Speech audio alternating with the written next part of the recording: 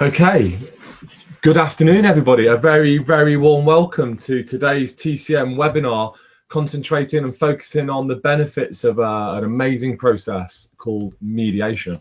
My name's David Little. I'm the CEO and the founder of the TCM Group, and I'm really delighted to have so many of you here today to discuss and talk about this process, mediation, and the impact, the positive impact that it can have on so many people's working lives.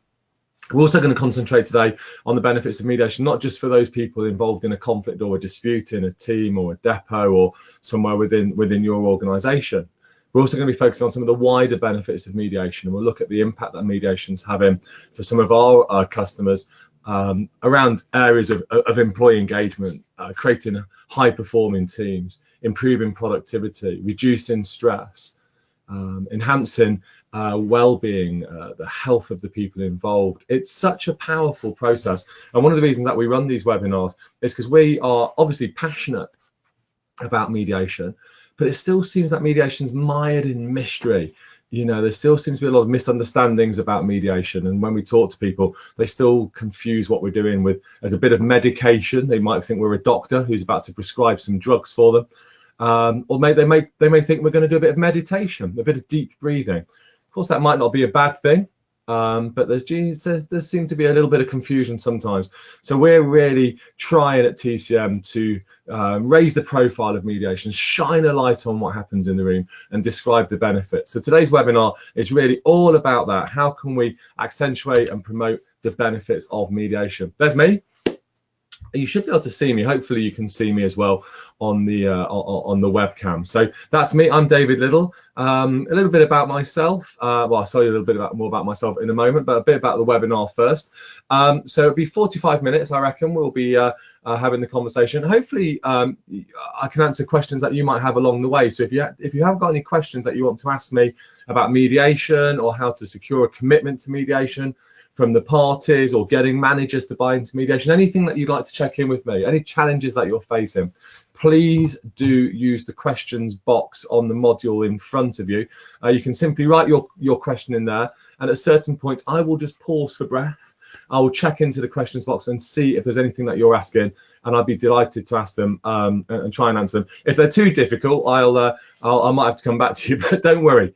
I'm used to being asked difficult questions about mediation, so fire away those tricky questions. Feel free, please, to do just that. I'll also stop at the end of the webinar, about 45 minutes, and I'll press the stop recording button. So the webinar is being recorded. We will post it up as on YouTube, and we'll share the link, but we will stop recording, and then at 45 minutes we can have a private Q&A. So if you do have any questions or thoughts that you want to check out with me privately, I'll stay on the line basically, and you can ask me those separately. Like I say, it's been recorded, opportunity for questions throughout. I've put a few handouts onto the webinar. They're available to download throughout the webinar. There's 5 handouts, there's some case studies, there's a checklist, there's various information about different aspects of mediation. Feel free to download and peruse at your leisure.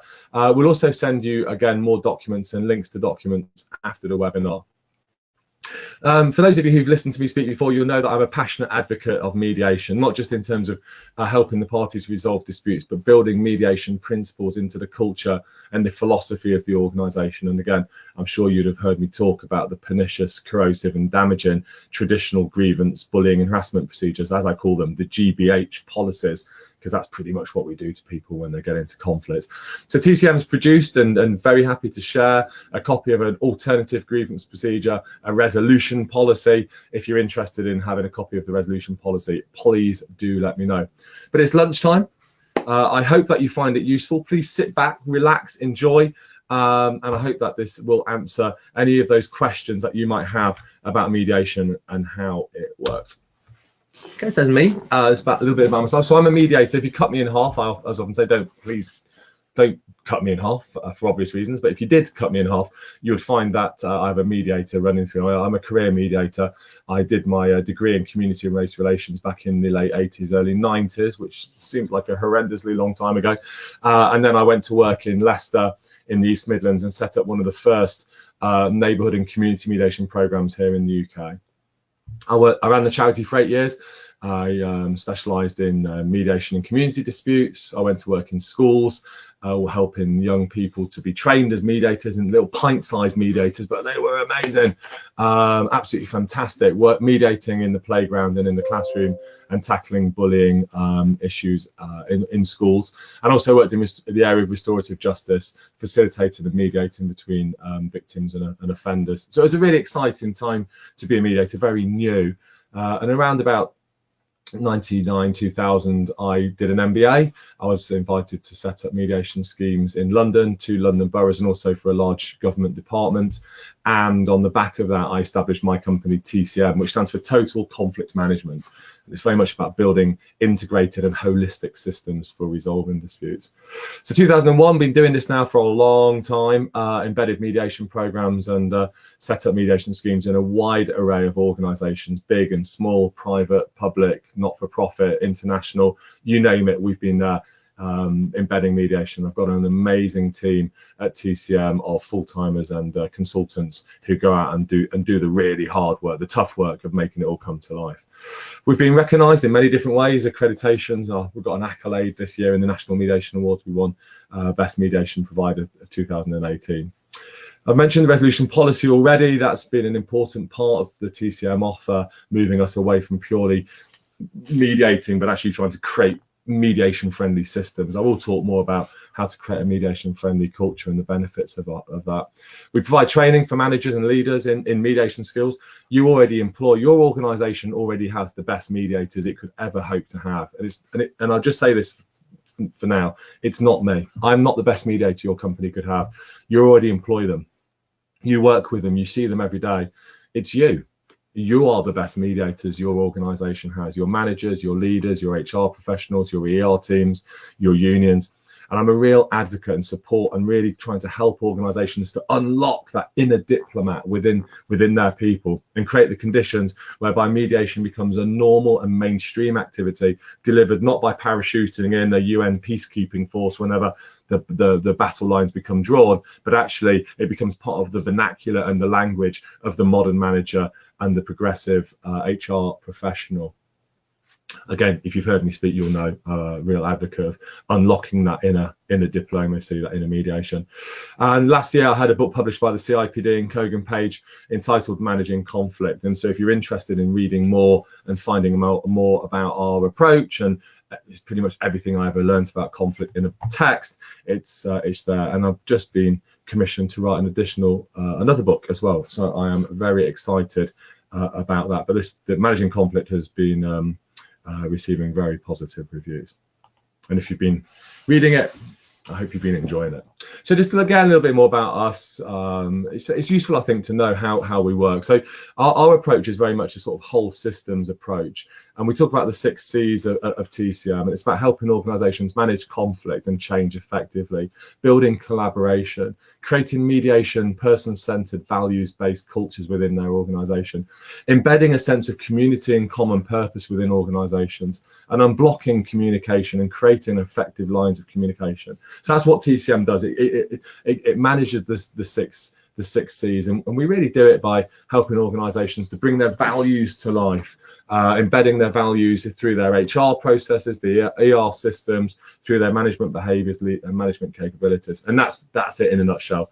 I could probably run an entire webinar simply on that model, but think of TCM as a progressive organizational development consultancy who are very much about creating person-centered, values-based systems for handling conflict, change, and a whole array of people management issues. I think just to begin, it's worth noting, and I think, you know, I often see myself not as a mediator, but see myself as a PR agent for conflict. And I think mediation, in some respects, it's a reframe. It's what PR do for organisations and for people, and we're doing it for conflict. Conflict's got a really bad reputation, and it's a shame to see how badly tainted and tarnished the good name of conflict is. I love conflict. I think conflict's amazing. I think conflict can unlock potential. It can bring energizing. It can be functional and constructive and powerful. Yet we treat it with fear and disdain, and we create systems and processes and policies and mechanisms and lawyers and more lawyers and more lawyers to protect us from this thing called conflict. We see it as a risk to the organisation. I was working with an organisation last week who will remain nameless for good reason, and they have 117 people policies in their employee handbook. That's right, 117 people policies. Now that's quite a lot, but that's an awful lot of Brazilian rainforests being chopped down to protect ourselves from this harmful thing from conflict. Of course, they're not all about conflicts, but they are all about mitigating bad behaviour of our employees. Of course, as I often describe it, the modern employee handbook could be written in 3 simple lines: do no harm, follow your values, stay within the law. There's the modern employee handbook written. Anyway, I digress. So the PR agent for conflict. So conflict is good. Conflict is positive. Conflict is powerful. It's not the conflict that's the problem. The problem we have in our organizations is how we manage the conflict. The culture of avoidance or inaction. And then when we can act no further, we can avoid it no longer, of overreaction. Inaction and overreaction.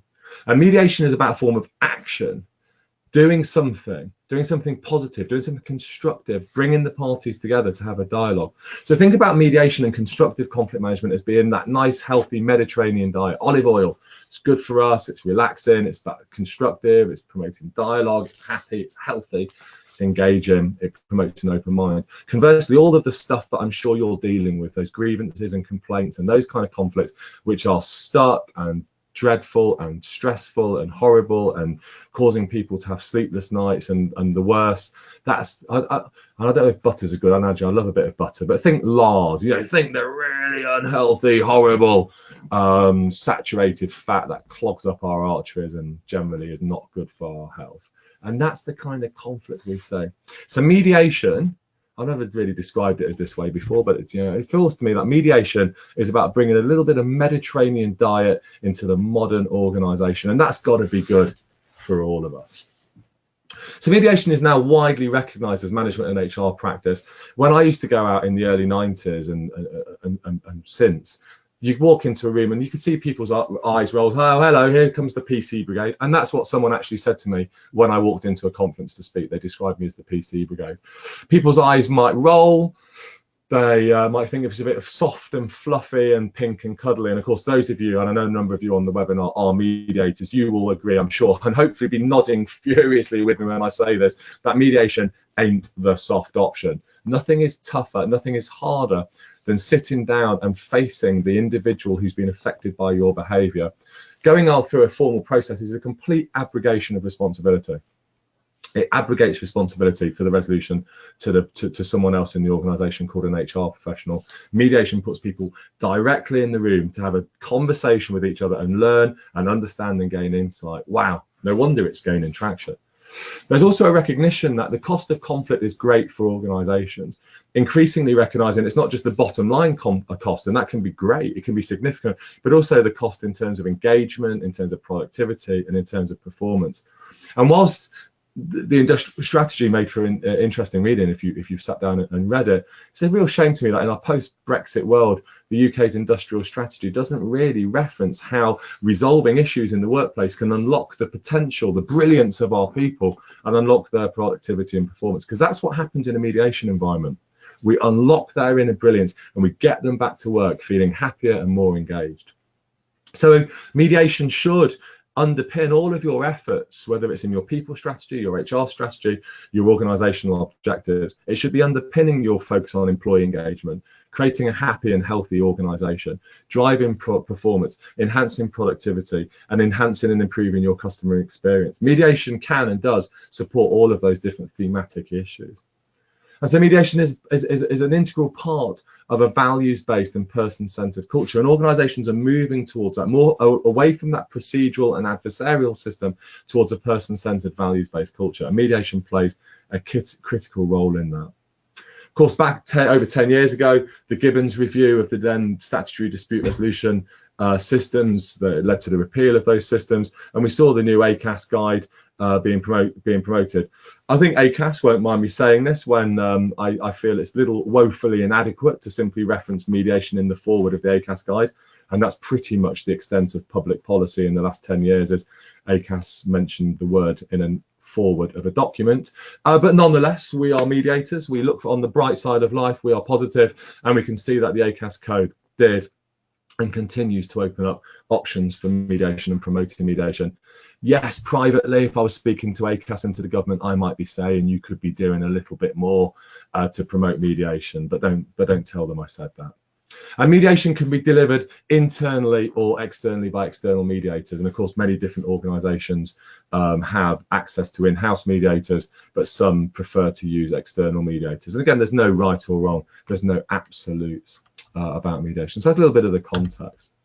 So TCM, we've been looking, we're really fascinated about the benefits of mediation and the impact that it has. So we've been running research, and this webinar today is really coming in the middle of the research project. And I wanted to share with you some of the outcomes and the outputs from the research, and just some of the stories that people have been sharing with us. So we've been doing a little bit of a number crunching, and obviously there'll be much more work done when we present our report in the new year, looking at the benefits of mediation. But just to give you a little flavour of some of the things that are coming through from the research. The first one was we asked people, so we've had about 80 responses to the research so far. So we expect, and they are coming in thick and fast.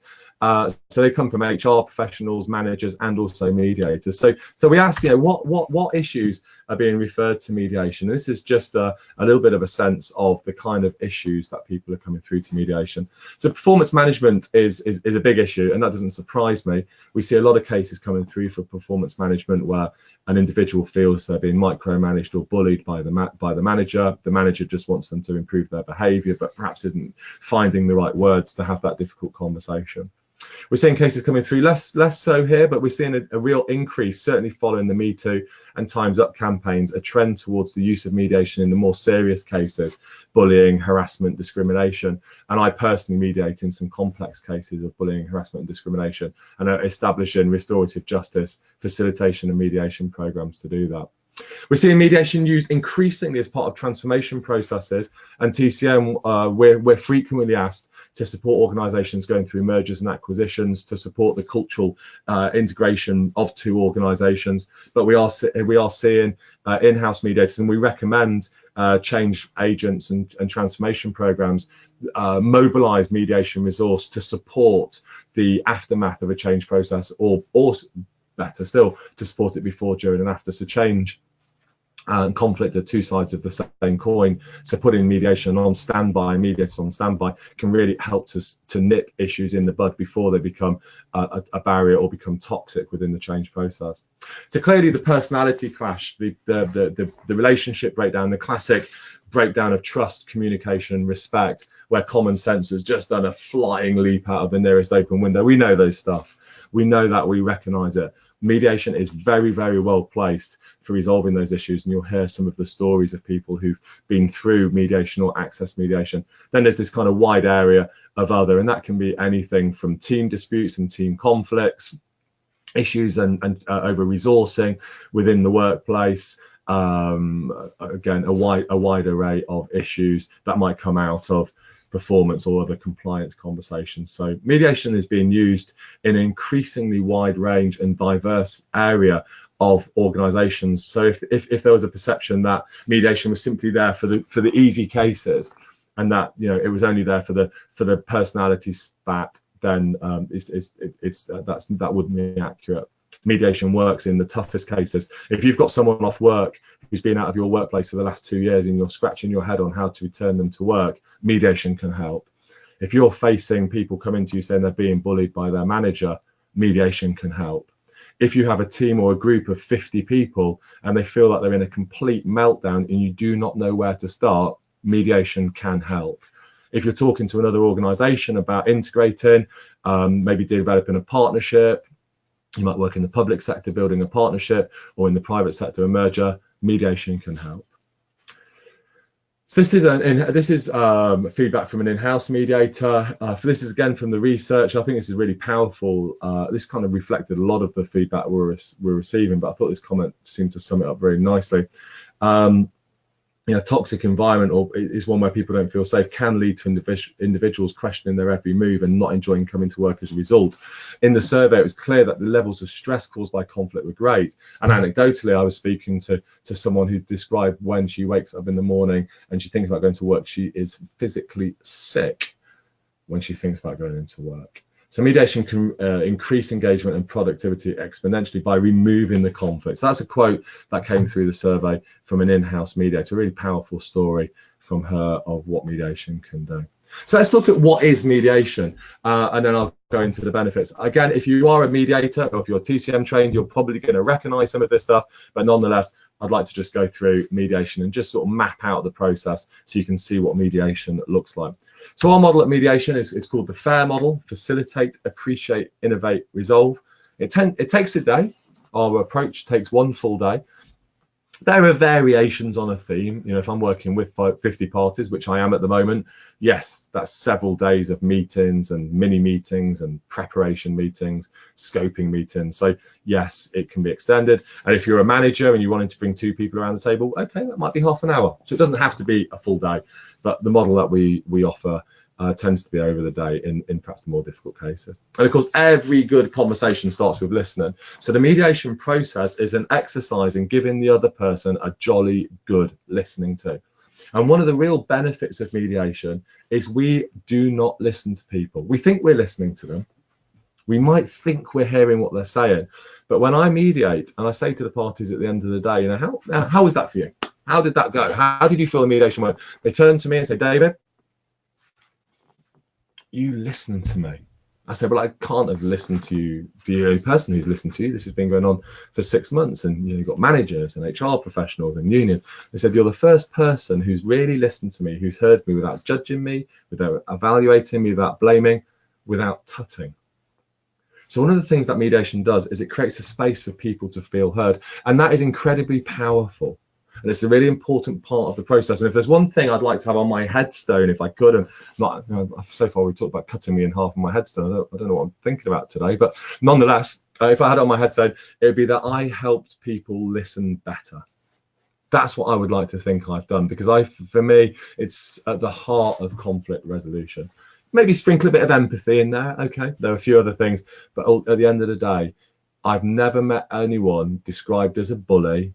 I've never had a referral for mediation because someone's listened too much or been too empathetic. Fact. So those things are important.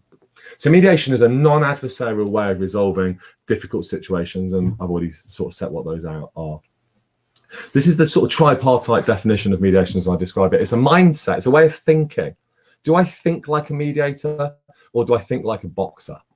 Which one of those do I want to be? Do I want to get into a fight and get in the ring and have a scrap? Do I want to send them emails about how annoying they are, bang, bang, bang, bang, bang, bang, bang, bang, bang? Or am I going to pick up the phone and have a conversation? Am I going to go to the nearest coffee shop and have a discussion? Am I going to explain to you what's going on for me? So which one is it? Which mindset do I choose? It's a choice. It's a framework, a process, which I'll go through with you in a moment. And it's also a set of skills which we use every day. My point I made at the start of this webinar was you are the best mediators your company has. Without a doubt, you're the best mediator, because you're already using these skills every single day of the week. You would have probably used them at the dining room table this morning.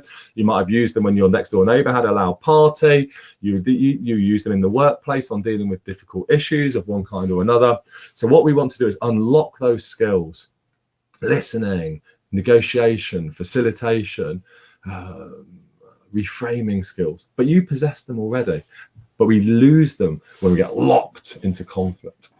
So the mediator, let's go into the process. So in the mediation process, the mediator is neutral.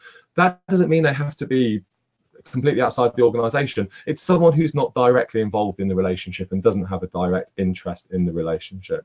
And the mediator is going to help our parties to have an open and honest conversation. So we'll establish some ground rules, some guidelines to help the parties to have that conversation, to enable them to identify a mutually acceptable outcome. Now, you might be asking yourself, well, yeah, it all sounds very lovely, but what happens if they can't reach a mutually acceptable outcome? Every conflict ever has the potential to reach a mutually acceptable outcome. In every single case I've ever mediated, there is the potential for a mutually acceptable outcome, to rebuild trust, to build ways of valuing each other, to build a level of communication which is acceptable, to rebuild respect. It doesn't matter who you are, where you work, those things are fundamental and universal truths in the workplace. So it's not about whether they can or can't achieve a mutually acceptable outcome, it's about whether the parties opt to do so. And this is a really important point, because in an organisation where mediation is not widely used or not talked about, to opt into mediation is atypical. So I've got a choice of go through adversarial process, go off sick, blah, blah, blah, blah, blah, or go into a mediation room. No, never heard of mediation. I'll take my chances on those other processes. So then we're not going to choose to change the outcome. We won't choose to change our behaviours. But if mediation is being talked about and thought about and profiled in the organisation as a normal rather than an atypical activity, then the parties are more likely to choose the outcomes which are going to deliver the benefit to you, the organisation, and to them, your employees and your people. So it's about identifying a win-win outcome based on our shared and mutual needs and interests. We also focus on divergence and complementary and other factors in the mediation process. But at the heart of it, it's about getting to that ZOPA, the zone of possible agreement, looking for that win-win outcome. And it's always there. It's always there. It just needs someone to help them find it. Mediation is therefore about collaborating rather than blaming. And society has taught us, our justice models have taught us, get what you want by pointing a finger. It's your fault. That's horrible, isn't it? Pointing a finger in your face. That's a horrible thing to do. But that's what we do. And then we hope they're going to go, oh, yes, okay, that's given me a moment of enlightenment. No, they're going to come back and defend themselves because no one wants to be blamed. So we don't blame. We give people a chance to gain enlightenment and understanding through open and honest conversations. So in mediation, again, this is where it differs perhaps to other processes, arbitration or litigation, for instance. The mediation agreement comes from the parties themselves, not from the third party. And the mediator is not there to judge or tell them what to do. We're there to help them have those conversations. And mediation is both voluntary and confidential. And these are important philosophers, but there's an awful lot more we could be doing to get parties to the room. I'm absolutely convinced of that. So we can retain the confidential and voluntary nature of mediation, but we can still get the people to the room. And also, one of the challenges people have offered about confidential nature of mediation in the past is that, well, no one knows what's happened in the room. So we do try and ensure that that confidentiality, the parties are able to share what they've agreed with their HRBP, with their manager. And I'll come to that in terms of how we manage it. So I'm going to stop there for a second because I have got a question from Quasi. I hope I pronounced that right, Quasi, either Quasi or Quasi. So thank you so much for the question. I'm just going to read this. Yes, I've got it right. Thank you. So how do you influence managers to how they see mediation? And it's not a tick box to deal with difficult situations with their staff. Great question. Well, it's an interesting question because mediation ain't no tick box. That's a fact. Mediation is a genuine approach to resolve issues. So what I would be saying to managers is, you need a checklist of being a manager, and you've got your technical checklist, ABC, your manual, how to be a manager. Then we have the sort of soft skills, people management checklist. Well, that checklist is often in absentia. That checklist doesn't actually exist in a great many organizations. And I know that because I look at role descriptions of managers, I look at their competency frameworks, I look at their behavioral frameworks, and I can see these aren't happening. So do I have a major problem with a checkbox, a little tick box maybe?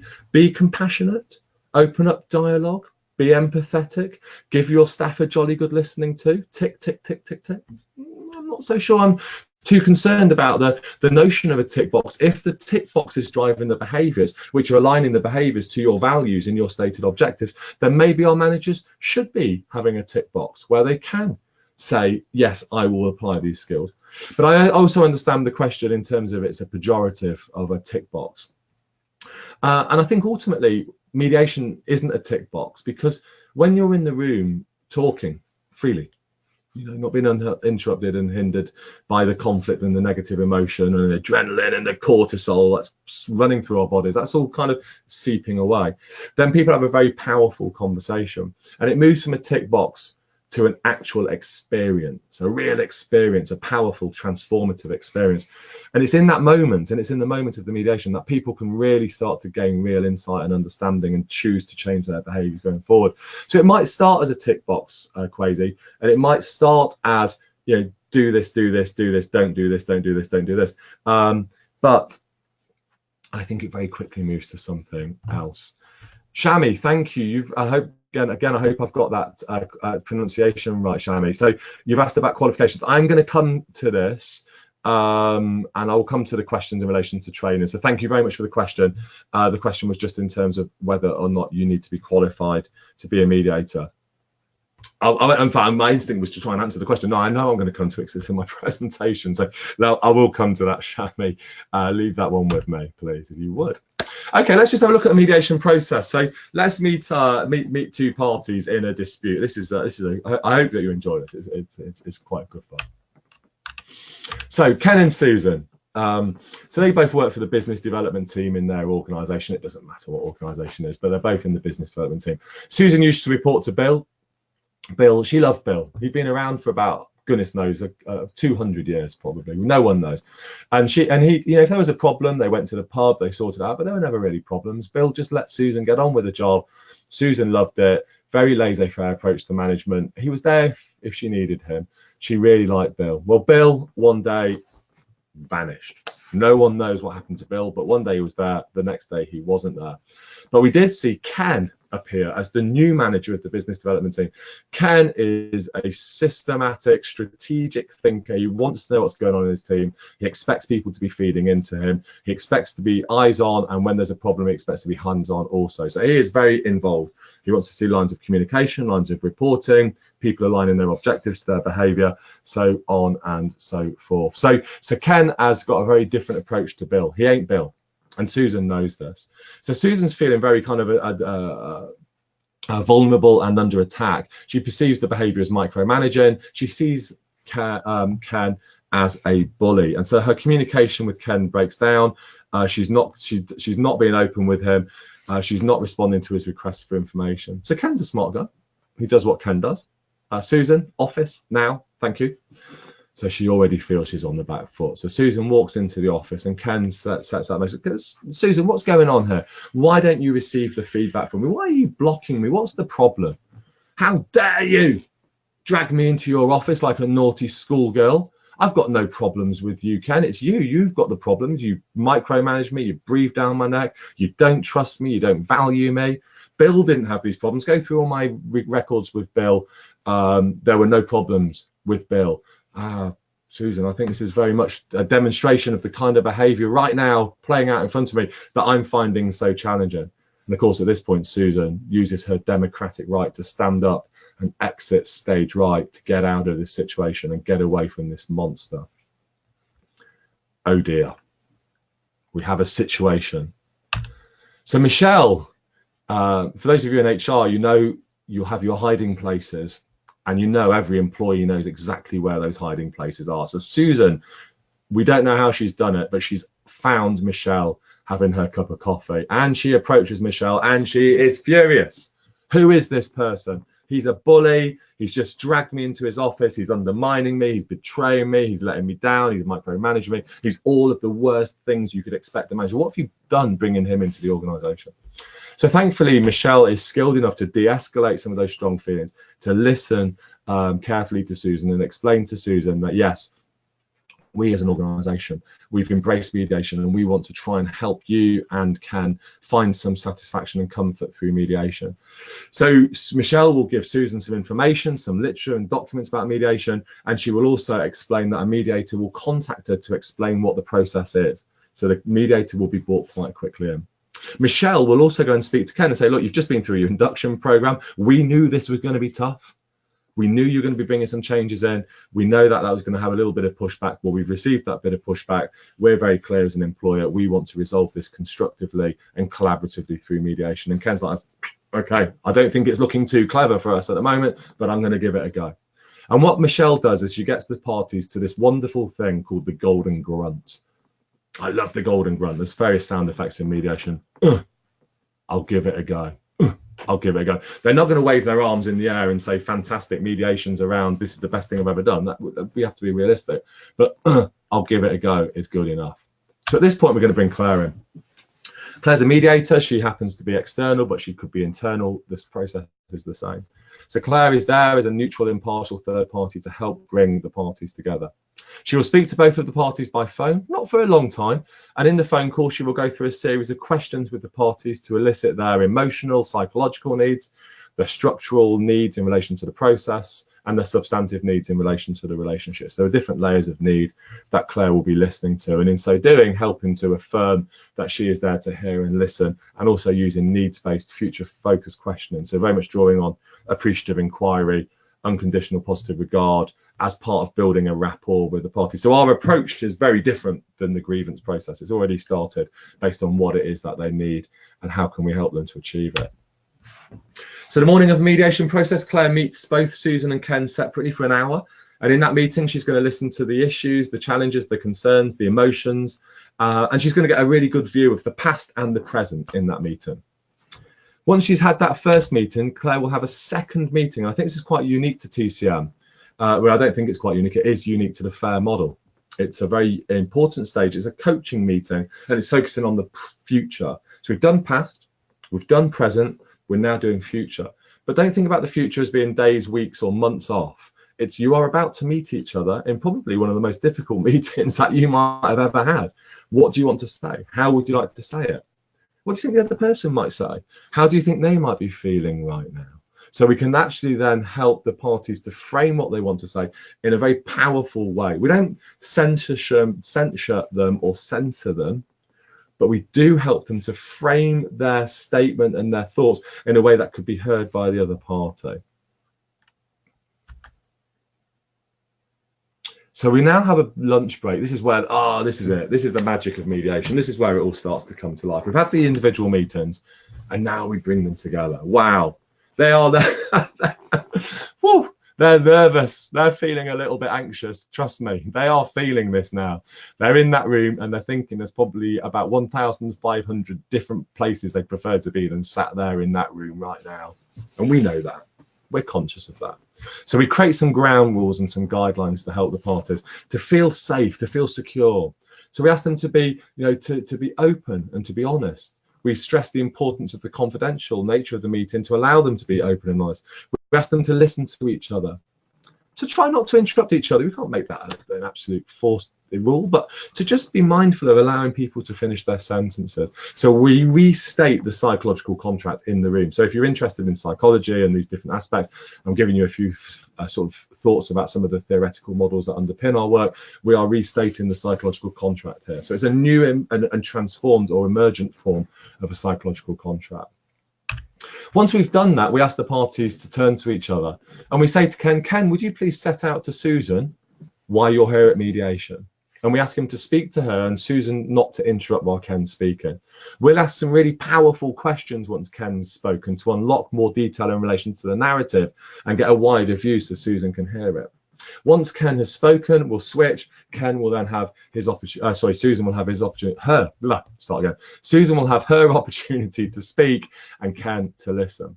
Once both of the parties have spoken, Claire, you can see she's making a few notes, not a lot, but she will reflect back what she's heard. And when we're training mediators or we're mediating, that summary is very powerful because it draws the different strands of the narrative together.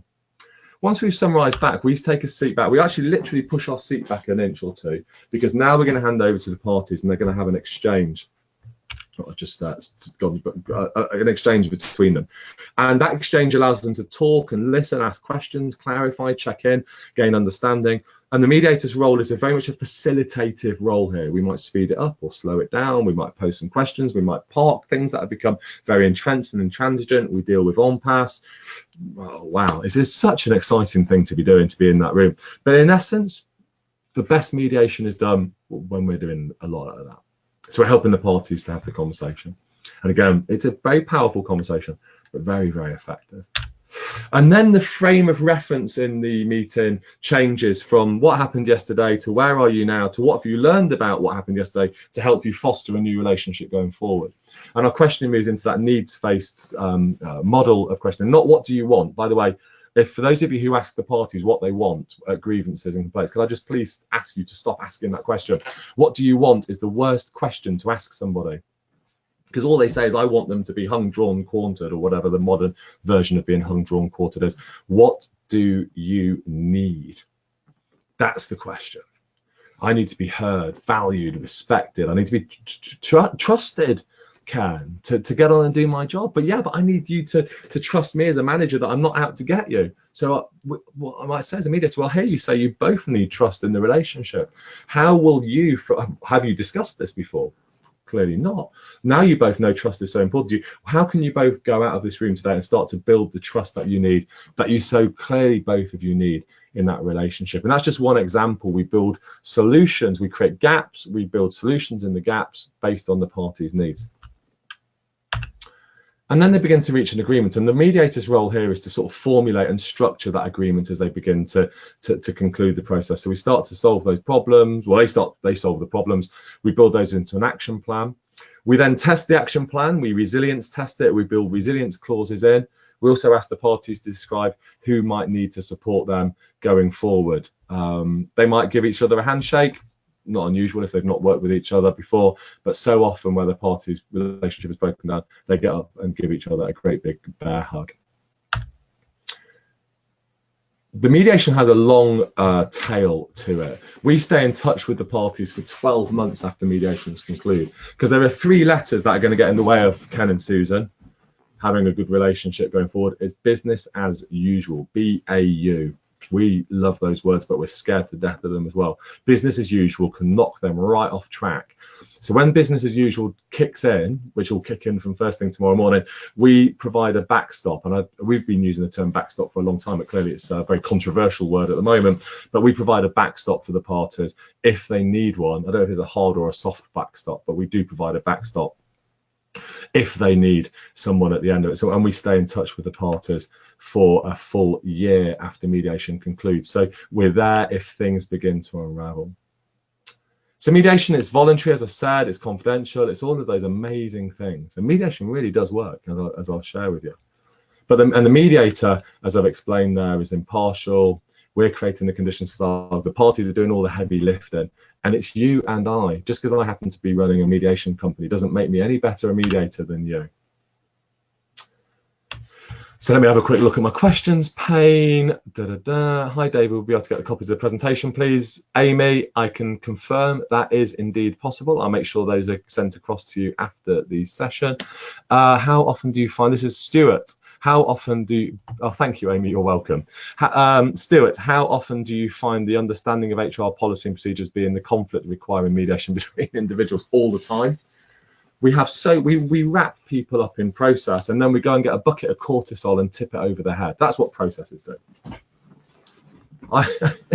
We sometimes think, it makes me laugh to be honest with you, that the process is going to spit out 2 happy people. If anyone's got a really good example of a process spitting out 2 happy people and adding business benefit, please send it to me and I'll put it on my website as an example of best practice.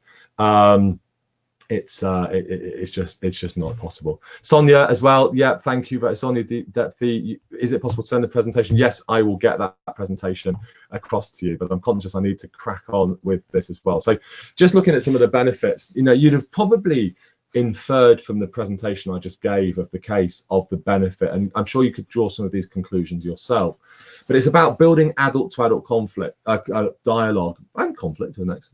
And the processes and systems we have in our organizations are so paternalistic, they create parent-child relationships. So it's about tilting that and creating adult to adult, creating a safe space.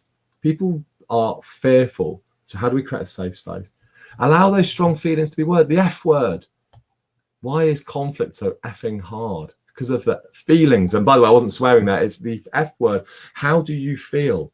Please, next time you deal with someone in conflicts, don't ask them what they want. Ask them how they feel and ask them what they need. And I guarantee, well, I'm not going to guarantee it, actually, that's a bad thing to do on the record, but I will hope that you will get a better outcome by asking those questions to those people. How do you feel? What do you need? Not what do you want? So it develops that empathy, the insight and self-awareness. It's critical to the modern organization. We're talking about emotional intelligence, social intelligence. It gets to the nub of what's going on, those unmet needs. We don't gloss over it and focus on why did the behavior on balance of probability happen or not happen. I'm not going to say that's not important, because it is, but in a mediation, I'm much more interested in the root cause of why it happened.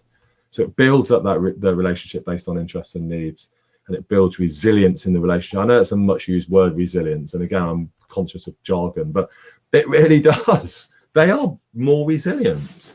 It's more powerful. They've used the conflict to create a better, stronger relationship. That's got to be good for business. And these are some thoughts that have come back from the presentation of what people have been saying. And I was going through the Survey Monkey, and there were so many of these kind of comments. It was. I've got a feeling this research is going to be quite groundbreaking, because this is the stuff. This is cut and paste from Survey Monkey this morning when I was writing the presentation. I could pretend I wrote it several weeks ago and I'm well prepared, but I'll be honest with you, I was still doing it this morning. So I went on to Survey Monkey and cut and paste this, and it's blown me away. Because people out there who are using mediation, who've been through mediation, people just like you, are just saying it's such a powerful approach. And so like I say, I think the research is going to be incredibly useful when it's published. So the mediator creates flow. So we've got fight, flight, freeze, fall, the traditional Fs, the responses to conflict, driven by the amygdala. I won't go into all the psychology, you've probably heard me talk about it many times before. So we're moving away from all of that instinctive response to flow, and flow makes happy relationships. It helps to release that serotonin, the oxytocin, those positive endorphins, makes us feel good. It brings us together and locks us in a state of positive harmony, creates flow. And that's what the mediator does. But that's why I'm so excited about trying to create the conditions whereby organizations can do a lot more of this within their own organizations. So that's just a little bit of what the process is able to do. The slides have got a bit stuck there. And the success rate of mediation is quite incredible. It's over 90% of cases, and it's not just me saying that. If you look on the console, you'll see that there's a number of case studies, and one of the case studies that TCM is most proud of, and amongst many others, we're working with some great organisations, the Aviva, the Metropolitan Police, Network Rail, Royal Mail, goodness me. It really is a who's who we're working with to embed mediation. But this is Northumbria Healthcare Trust. It was researched by ACAS, who I was referencing earlier.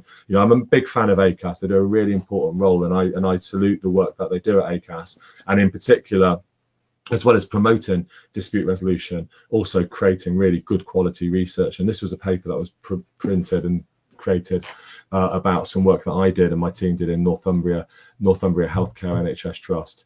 And this 90% statistic comes from this, amongst other organisations.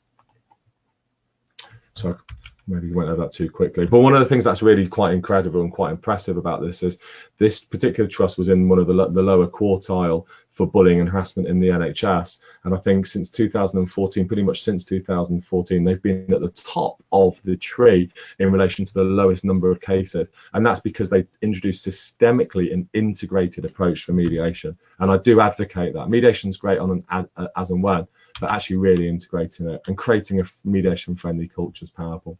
I've got my one eye on the clock, so I've actually run now over time, so I want to start wrapping up, if I may. More than happy to answer questions. I know there's more questions coming through, and try and answer some of those. But before I do that, if you're interested in introducing a mediation program, there are some really nice simple steps here. I've got a lot more documentation I can send you, but building the business case, gathering the evidence, build a coalition of people who subscribe to this around you. And it's amazing how many people subscribe to mediation: unions, occupational health, human resources, L&D, employee relations, managers, business leaders, the C-suite. They're all pretty much committed in one way or another to this. Embedding a resolution policy as an alternative to grievance, training your HR managers and union in core mediation skills, embedding a team of in-house mediators, constantly communicating to the outside world what you're doing, and regularly and continually evaluating and improving the scheme. And if you're wondering why the picture of Brian Clough is down there, if you don't know Brian Clough, he's the manager or the coach at Nottingham Forest. I grew up in Nottingham and loved living in Nottingham till I left to go to university. But Brian Clough was the manager there. He actually said this when he was at Derby County, but I don't care. I'm going to grab it anyway. That Rome wasn't built in a day, but in true Cloughy fashion. But I wasn't on that particular job, which I've been using that for a while. It still makes me chuckle. But it does remind me that Rome wasn't built in a day. It does take time. This is not going to happen overnight. It could be 2-3 more years. So these are some of the training options from TCM. Again, if you know the organisation, you'll know we roll out accredited training. We run 2-day course, practical mediation skills, which is for managers and leaders. We run 1-day courses. We run triage training. We run difficult conversations training, which is what we call fair conversations. And we also run 3 levels of investigation skills. So Sarah, you've asked a question. Hi, David. How many in-house mediators would you recommend to have in a company of 400 employees? What we'd probably want to do, Sarah, is just sit down and have a look at the kind of levels of cases that are likely to come through to mediation. So you come under I mean, obviously you're a large organisation, 400, but you come under a sort of smaller organisation. So generally, to get traction, the smallest number we would recommend is half a dozen, because they work in pairs or can work in pairs. So having access to half a dozen, they support each other. So generally, even for smaller organisations, we tend to recommend a half a dozen just to get the energy into the scheme.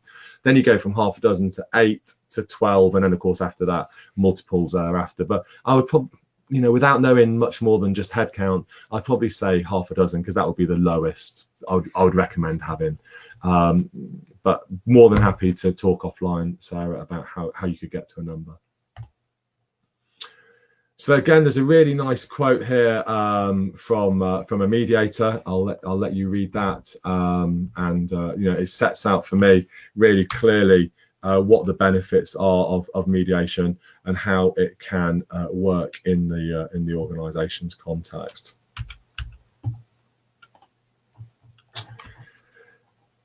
Yeah. For me, that's absolutely key. It's about having a faith and a confidence, again, that there is a route to be able to resolve issues if they come up in the future. So in conclusion, mediation is without a shadow of a doubt the most effective form of dispute resolution available. Going to court, going to formal, going off sick, doing nothing, they don't work. Sitting in a room and having a conversation, although it's difficult, is the most powerful way of resolving issues. And I said at the start of the presentation, that's not just for the easy stuff, that's for the tough stuff. Embedding it as a holistic and systemic strategic level is key. And there's never been a better time to do this. There's never been a better time. Our society and our organisations, the fissures and divisions are clear for all to see. Open any paper, one day it's Brexit, the next day it's the bullying manager, the next day after that it's the sexual harassment case, and it seems to be on a cyclical basis at the moment. It's there, and we need to be better at resolving it. And I genuinely believe mediation is the best way of resolving issues, because life's too short. You know, we've only got one, and spending it sat at home watching Homes Under the Hammer, or like Susan was at her desk feeling she was going to be bullied by a manager, or Ken who's thinking to himself, well, you know, we've got to get rid of this employee before she causes more problems. It's just unhappy. And I don't want to sound like I'm subscribing to the school of naive idealism, but you know, it's just it's miserable. Surely we have a responsibility as employers to be creating happier workplaces, and the evidence is stacking up that the happier we are, the more productive we are, the more engaged we are. Of course, I talk about this more in the book, which is available on Amazon and from the Kogan Page website. And like I said, I had some really positive reviews of the text. Obviously, you know, if you do read it, please let me know. So that's me, David Diddle. I'm all over social media, particularly LinkedIn. I've never got on that well with Facebook, unfortunately, for one reason or another. But LinkedIn, I am active on LinkedIn and Twitter, so please do feel free to contact me. So what I'm going to do is I'm going to say thank you very much for the webinar here. I know there's a couple of questions that I haven't answered, but what I'm going to do, if it's okay with you, is I'm going to say thank you very much for everyone for attending the webinar. I'm going to stay on the line now, and I'm going to continue answering the questions, but I'm going to press the stop record button so I can have a conversation. I mean, I don't expect any of you are going to necessarily identify yourselves, but I'm happy to have an off the record conversation now to answer any questions you might have. So I'm going to press stop recording.